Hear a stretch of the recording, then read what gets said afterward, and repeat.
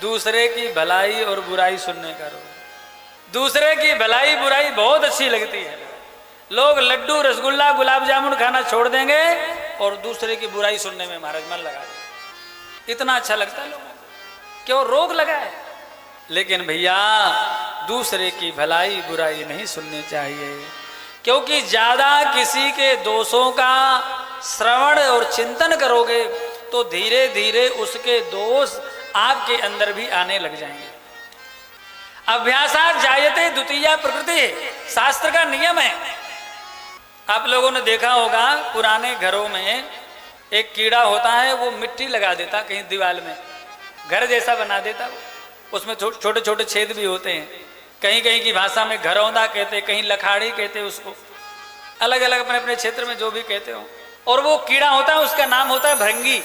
वो भृंगी कीड़ा किसी भी जाति के कीड़ा को पकड़ करके जबरदस्ती और उस घर के अंदर बंद कर देता है। वो जो मिट्टी का घर बनाता है दीवार में, उसी में बंद कर देता है और बंद करके फिर उसी के ऊपर महाराज भनन भनन भनन भनन भनन मंडराता रहता है।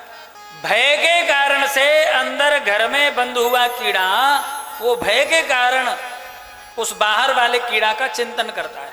मैया चिंतन का प्रभाव ये होता है कि महाराज वो अंदर वाला दूसरी जाति का कीड़ा चिंतन के कारण से भृंगी बन जाता है, क्योंकि भृंगी का चिंतन करता है, उसका पूरा स्वरूप बदल जाता है और भृंगी बन जाता है चिंतन के प्रभाव से। इसी प्रकार से साधु संतों की हम पूजा क्यों करते हैं, महात्माओं को प्रणाम क्यों करते हैं, उनके चरण क्यों धोते हैं, तिलक चंदन क्यों करते हैं, भोजन क्यों कराते हैं, आरती क्यों उतारते हैं? क्योंकि भगवान के प्रेमी अनुरागी भक्त संत निरंतर भगवान के नाम रूप गुण लीला धाम का चिंतन करते रहते हैं, भगवान के स्वरूप का चिंतन करते रहते हैं। तो चिंतन करते करते करते उन संतों में भी भगवान के गुण लक्षण प्रकट होने लग जाते हैं, वो भी भगवत स्वरूप हो जाते हैं, इसलिए संतों की पूजा करते हैं।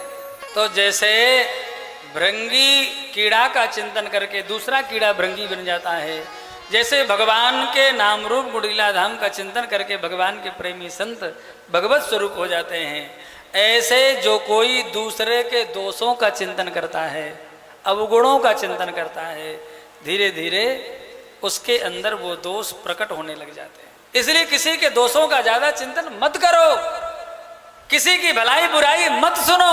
अच्छा सुनोगे तो चिंतन होगा, इसलिए सुनो ही मत।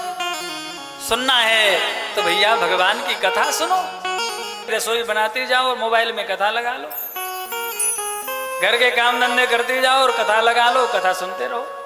बोलो सुन सकते हैं कि नहीं? फिर दूसरे की भलाई बुराई सुनने का समय ही नहीं मिलेगा।